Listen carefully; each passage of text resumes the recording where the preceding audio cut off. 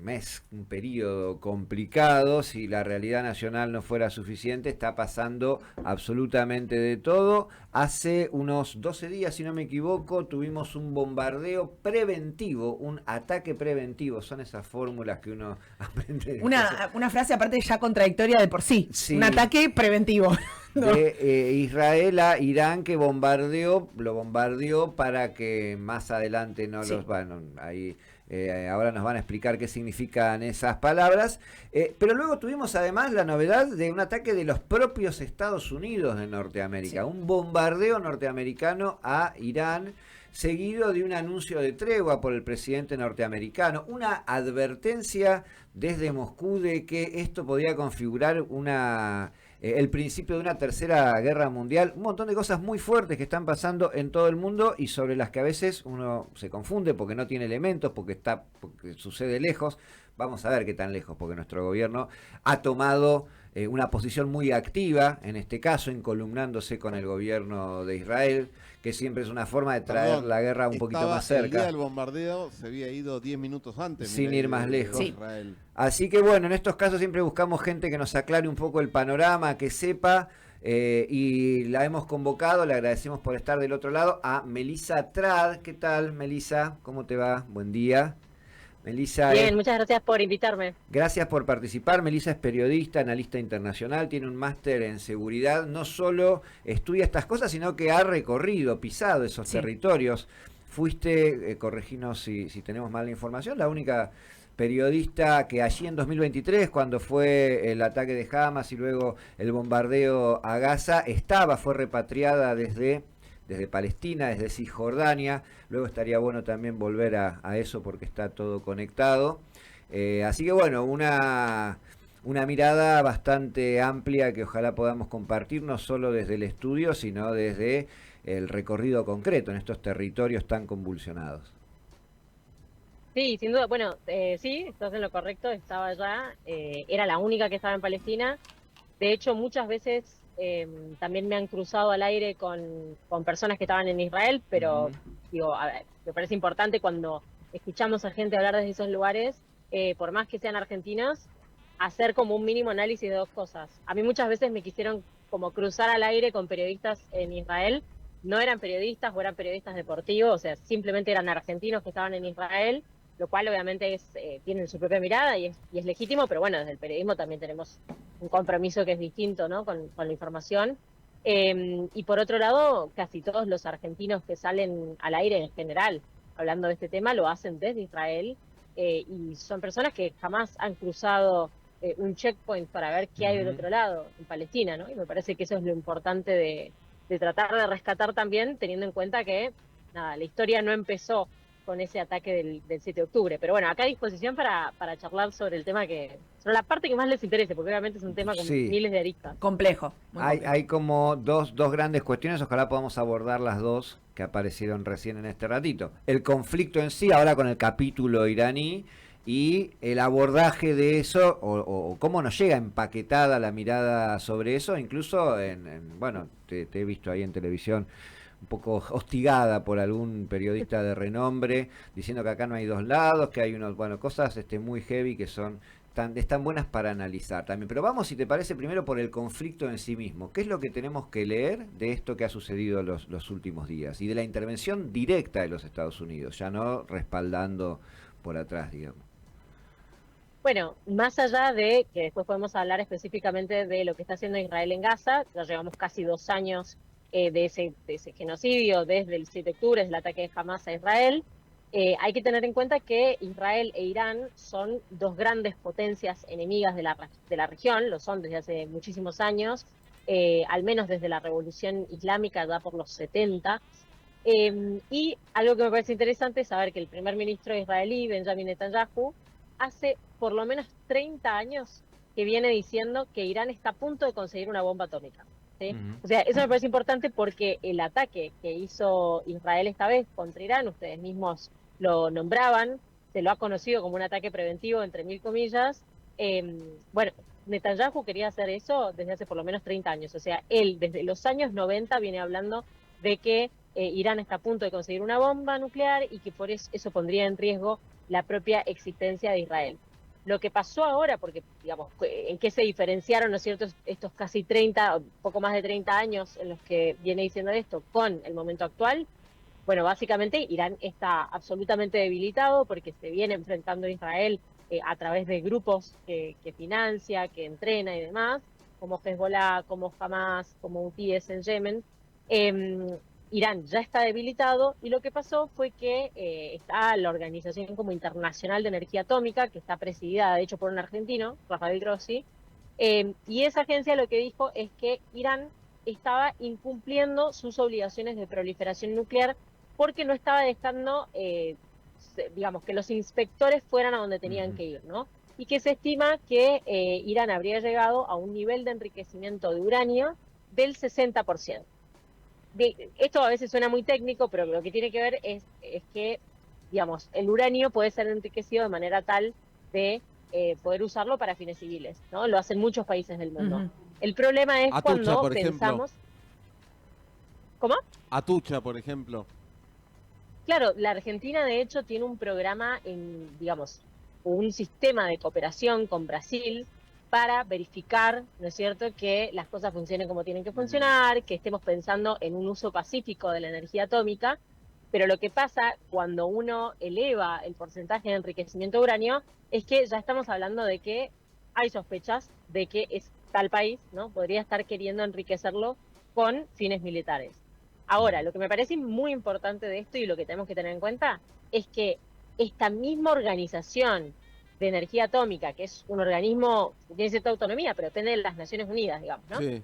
Este organismo lo que dijo es, no hay pruebas de que Irán esté desarrollando un arma atómica. Lo que ellos dijeron es, no están cumpliendo con las reglas como son, no nos están dejando pasar y ver qué onda. Ahora, no tenemos ninguna evidencia de que estemos hablando de un arma nuclear, ¿no? Ahora, Sin embargo, sí. No, termina, por favor, termina.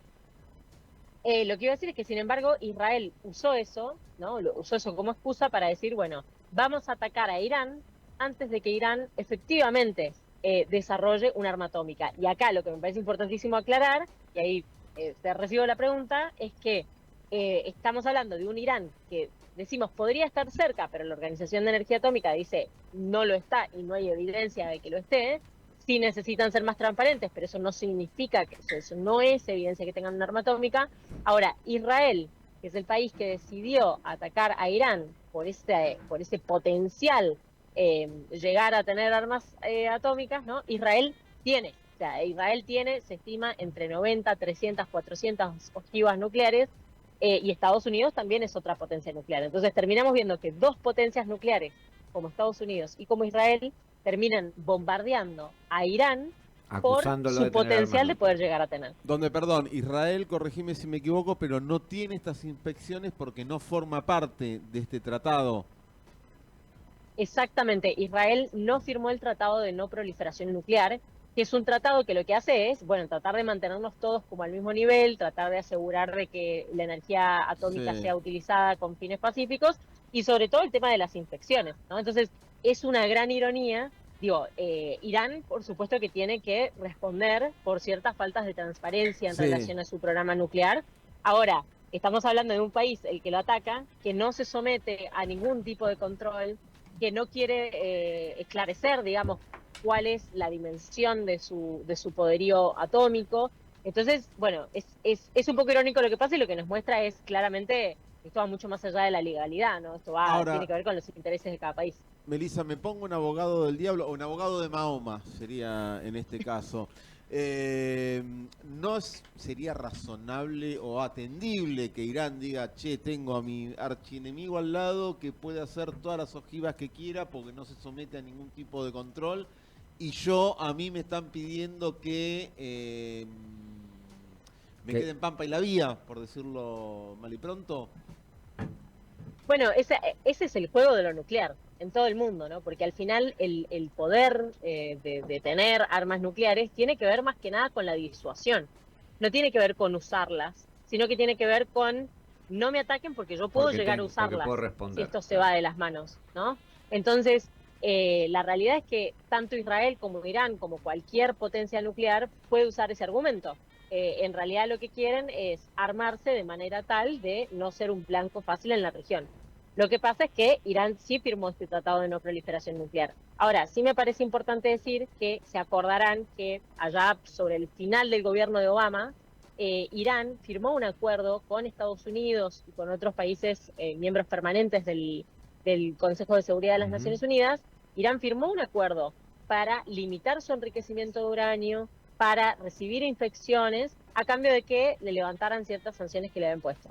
Bueno, Donald Trump en su primer mandato se salió de ese acuerdo, ¿no? Un acuerdo que justamente limitaba este proceso de enriquecimiento de uranio de Irán. Y ahora, esto también me parece fundamental, que es que Israel decide atacar en un momento en el cual Irán estaba en conversaciones con Estados Unidos para firmar un nuevo acuerdo nuclear. Entonces hablamos de que había una vía diplomática abierta. Sí. Y Israel, a pesar de todo eso, decidió atacar de todas maneras, con esto que es una falacia, como ustedes lo decían. No hay tal cosa como un ataque preventivo. Israel no se estaba defendiendo de nada, Israel estaba atacando a Irán, y Irán respondió y después se metió a Estados Unidos, ¿no? A respaldar a Israel. Melissa, ¿qué tan cerca estamos los argentinos y las argentinas de todo esto que está sucediendo? Porque geográficamente en el mapa lo podemos ver, pero geopolíticamente hablando, ¿cómo nos toca esto que tal vez en otro momento, como vos decías, hace años y décadas que viene sucediendo y nosotros solo tocábamos de oído? Digo, ¿por qué de repente entramos en este mapa? Bueno, entramos básicamente por la política exterior del gobierno actual. En general, obviamente, la Argentina tiene una relación complicada con Irán por el Sí. pasado, los dos ataques terroristas que tuvo la Argentina, el de la AMIA y el de la Embajada de Israel en los años 90. Sabemos que esos no son procesos que estén cerrados, ¿no? Ni que esas familias hayan recibido justicia, pero bueno, sabemos que como que el dedo acusatorio está sobre Irán, entonces eso implica una complejidad en nuestras relaciones políticas. Pero la verdad es que, como bien decías, esto nos queda lejos, más allá de que sí me parece que es relevante decir que hay muchísimos argentinos viviendo en Israel, y eso hace que la Argentina no es solamente el territorio argentino, ¿no? La Argentina también es sus recursos y su gente en el exterior que también pueden estar en peligro. Entonces creo que quizá ese es el vínculo que veo más obvio, pero después lo que tenemos ahora es la política exterior de Milei. ¿Y eso representa un peligro real?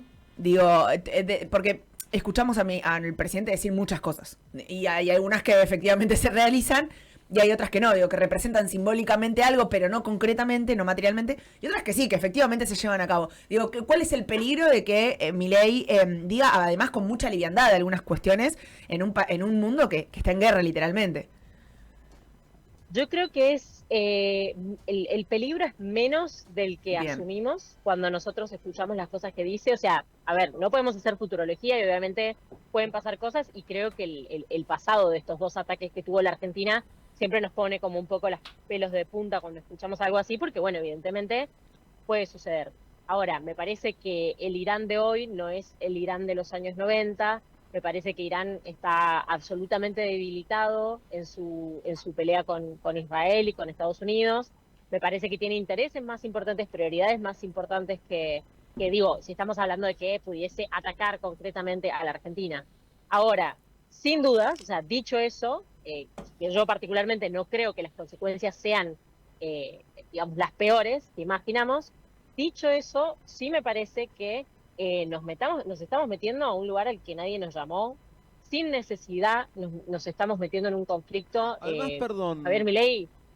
No, perdón, Melissa, que digo, una cosa es que vos decías, bueno, uno puede tener una animadversión con Irán por esto, porque uno diga, bueno, hace falta explicaciones, pero acá más que el anti-iranismo, está esta cuestión de abrazar la cuestión israelí de Milei, que uno no termina de entender por qué, ¿no? Porque Israel entiendo que no es no tenemos una historia, a pesar de que Argentina fue de los primeros países en reconocer el Estado de Israel. Pero además hay ejes como Malvinas, donde las votaciones de la ONU siempre es de los pocos países que sistemáticamente vota en contra de Argentina. Sí. Hay digo, una comercialmente no, tampoco tenemos, digo, ¿cuál es la explicación esta de salir? O sea, él dijo, nos vamos a alinear con Estados Unidos, que eso, bueno, en cosas neoliberales, así, es entendible, e Israel, que lo de Israel para mí fue como un conejo sacado de la galera que uno no termina de entender, ¿no? Viene en el paquete igual. Mira, me parece que tiene que ver, en general, digo, la política exterior de un país, más allá de que cambian los partidos políticos que gobiernan, ¿no? Y que de alguna manera van dejando su propia marca en la forma de gestionar esa política exterior, en general hay cierta coherencia como país, o eso es lo esperable, ¿no? Que a través de los gobiernos tengamos cierta coherencia. Y la posición histórica de la Argentina en Medio Oriente ha sido una posición de bastante neutralidad, una posición de lo que en relaciones internacionales llamamos de equidistancia. En relación a Israel-Palestina, siempre la posición argentina desde hace muchísimos años es que Israel tiene derecho a vivir de manera segura dentro de los límites previos a 1967, tal como lo reconoce la comunidad internacional. O sea, la comunidad internacional dice todo lo que Israel ocupó después de 1967 no le pertenece, y Palestina tiene derecho a tener su propio Estado, y que los dos Estados tienen derecho a vivir pacíficamente uno al lado del otro. Eso, digo, es la postura histórica de la Argentina en términos de política exterior.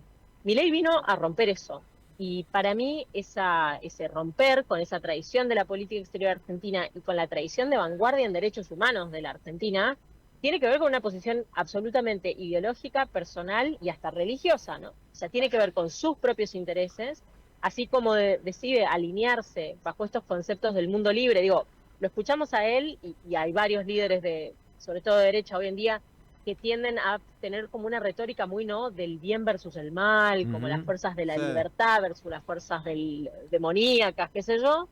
Y Milei ha elegido eso mismo para relacionarse a Medio Oriente. Lo hace por Estados Unidos y lo hace por una afinidad absolutamente personal con Israel. Sí es cierto, como les decía antes, que hay muchísimos argentinos viviendo en Israel, que la comunidad judía en la Argentina es una de las comunidades judías más grandes fuera de Israel en el mundo, y eso hace que esa comunidad tenga un vínculo muy específico con Israel. Podríamos debatir mucho rato si tienen derecho a cierta tierra, ¿no?, comparado con un palestino que tiene generaciones viviendo en el mismo lugar, pero bueno, ese es otro tema. Pero sin dudas esto es un sentarnos a donde no nos llamaron. O sea, ni siquiera Israel, siendo un aliado de la Argentina de hoy, que esto es algo circunstancial, digo, que Milei esté ejerciendo la presidencia y tenga esa línea ideológica, es circunstancial, pero Israel ni siquiera le estaba pidiendo tanto a Milei. O sea, Milei tiene esta cosa como de ofrecer de más y de terminar diciendo ciertas cosas como que Irán es un enemigo de la Argentina. Digo, todo esto en medio de este momento complicado, me parece una irresponsabilidad, sinceramente. O sea, a mí, como opinión personal, creo que justamente que está usando al país como una plataforma de él para plantearse como una estrella de la ultraderecha. Melissa, citaba al principio esta declaración de Moscú. ¿Qué tan solo o acompañado está Irán en una posible escalada de este conflicto? Digo, ¿hay otros actores de peso que podrían involucrarse más activamente? ¿O hay una idea de que, bueno, que se las arregle? Porque uno escucha declaraciones, ve movimientos, pero tampoco termina de quedar claro. Mira, está bastante solo. O sea, tiene a sus aliados. El problema es que Irán, antes de esta última cruzada con Israel, Irán servía, digamos, de como una especie de paraguas de otras organizaciones, como las que les nombraba, como Hezbollah en el Líbano, como Hamas en Palestina, como los hutíes en Yemen, ¿no? A estos grupos que a veces se les llaman proxies, Irán un poco los usaba para pelearse con Israel indirectamente, ¿no? Ahora, Israel en este tiempo ha logrado debilitar a todos esos grupos en estos 2 años casi que llevamos de genocidio en Gaza. Lo ha hecho con Hamas, lo ha hecho con Hezbollah, lo ha hecho con los hutíes, con otras milicias también. Cayó el gobierno de Al-Assad en Siria, digamos. Entonces, había todo un contexto donde Irán ya venía debilitado. Y en ese marco, sus otros 2 grandes aliados, si se quiere, por un lado tenemos a Rusia. Bueno, Rusia está... Primero que Rusia tiene una relación como compleja con Israel, no es que sea enemigo absolutamente, pero Rusia, que es un aliado de Israel, está ocupado en Ucrania. Claro. Y por otro lado tenés a China, que China no tiene, digamos, la política exterior china no es tan parecida a la estadounidense. Los chinos no tienen tanto interés en meterse en cuestiones de soberanía de otros países. O sea, tienen lo suyo, quieren vender celulares. Van por el lado de comercial, económico, comercial, con mucha paciencia. Sí, pero bueno, Irán estaba entrando o entró, no me acuerdo bien, al BRICS. Estaba buscando un abanico ahí. Está en el BRICS, es parte del BRICS. Claro, estuvo al mismo tiempo, se acordarán, justo antes de Milei. De hecho, la Argentina iba a entrar al BRICS y al final entraba con esos países, Argentina, si hubiera entrado.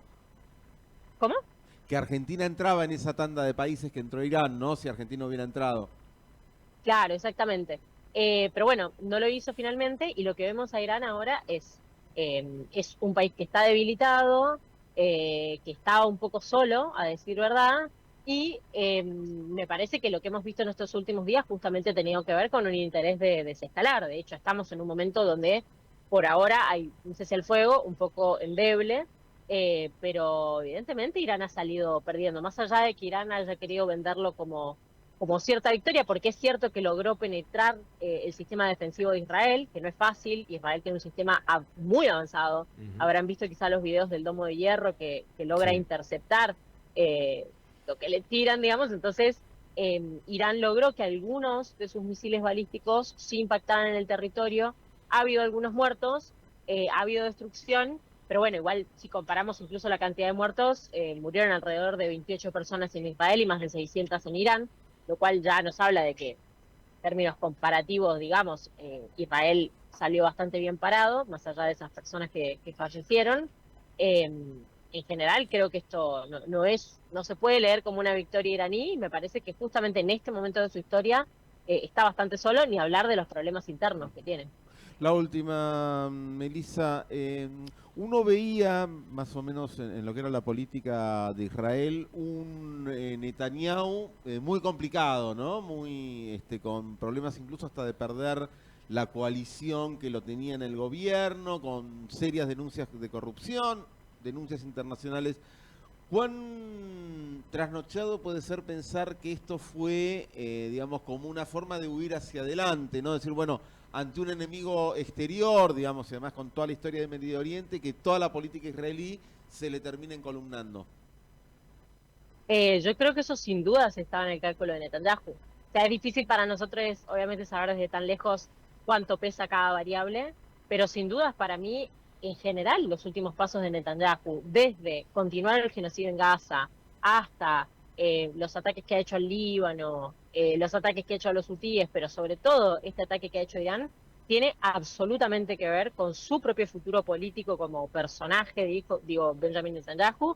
Como bien decías, era una persona, yo cuando estaba ahí, de hecho, justo antes del 7 de octubre, en Israel casi todos los fines de semana habían protestas en contra de lo que iba a ser como una reforma acorralado, judicial. ¿no? Políticamente. Así estaba, y obviamente sabemos que es algo bastante natural que los pueblos de alguna manera se unan frente Sí, claro. a un enemigo común. Eso empezó pasando después del 7 de octubre con Gaza, ¿Podría porque el compararse pueblo con israelí... la dictadura y Malvinas, por ejemplo? ¿Sí se puede comparar con la dictadura? Con la dictadura y Malvinas, ¿no? La estrategia de una cuestión bélica para afianzar un apoyo interno. Sí, yo creo que a medias, porque acá sí había un interés genuino de Netanyahu hace muchísimos años de, digamos, atacar militarmente a Irán. Me parece que lo que Netanyahu hizo fue un cálculo de, este es el Del momento en el que momento Irán ha estado más y la debilitado, oportunidad. este es el momento en el que nosotros estamos súper fuertes, y además esto le sirve políticamente, ¿por qué? Porque podemos ver cierta división en el pueblo israelí con respecto a lo que Israel está haciendo en Gaza. En general bancan al gobierno de lo que están haciendo, pero hay voces disidentes. Pero cuando hablamos de Irán, casi todas las entrevistas, las encuestas, las personas que yo sigo que están ahí, que hablan con otras personas, todos dicen que un poco la postura del pueblo israelí frente a la decisión de Israel de atacar a Irán era de, bueno, nos va a traer costos, pero había que hacerlo, ¿no? Porque lo ven como, siempre lo vieron como un peligro muy grande al hecho de tener a Irán cerca. Entonces, me parece que es un cálculo más complejo que sin duda tiene como parte de ese cálculo esta cuestión de decir, bueno, me sirve a mí políticamente. De hecho, ya se está hablando de que podría haber elecciones anticipadas porque Netanyahu está como envalentonadísimo con esto que ha sido una victoria sobre Irán y con esto que ellos están llamando como la destrucción del programa nuclear iraní. La realidad es que no sabemos como el nivel de daño de la destrucción de las instalaciones nucleares iraníes. Sabemos que han impactado, sabemos que Estados Unidos utilizó, digamos, tecnología muy específica que nadie más tiene para poder impactar estas instalaciones nucleares. Hemos escuchado desde Irán, lo ha publicado Reuters, que Irán podría haber movido el uranio enriquecido a otra parte antes de ser atacados. Entonces, podríamos estar hablando de que los daños que vemos son daños a infraestructura y no al uranio enriquecido en sí. Bueno, no lo sabemos. O sea, todo hasta acá llega la información que tenemos y hasta dónde podemos saber. El futuro dirá si Irán, evidentemente, pudo salvaguardar su uranio y de hecho llega a un arma nuclear mucho más rápido y ahora quizá tiene más razones para hacerlo, o no. Bueno, eso solamente el futuro nos lo dirá. Melissa, te queremos agradecer muchísimo, ha sido clarísima y gracias por atendernos y estar un ratito acá en la mesa de Radio Estación Sur y de Resábado.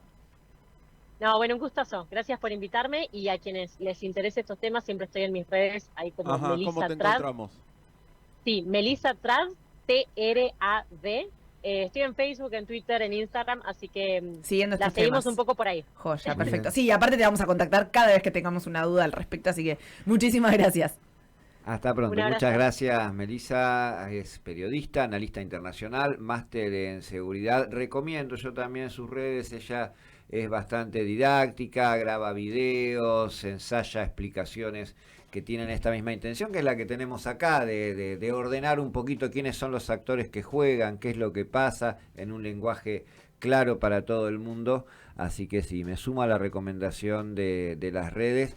También si alguna vez se quieren indignar con cierto periodismo argentino con relación a las posturas sobre este tema, el episodio que contábamos al principio con Débora Plager y Luis Novarecio hostigándola directamente, no sé si lo viste. El piojoso Novarecio, digo. No sé, ese adjetivo no sé por qué corre por tu cuenta, pero sí, el mismo.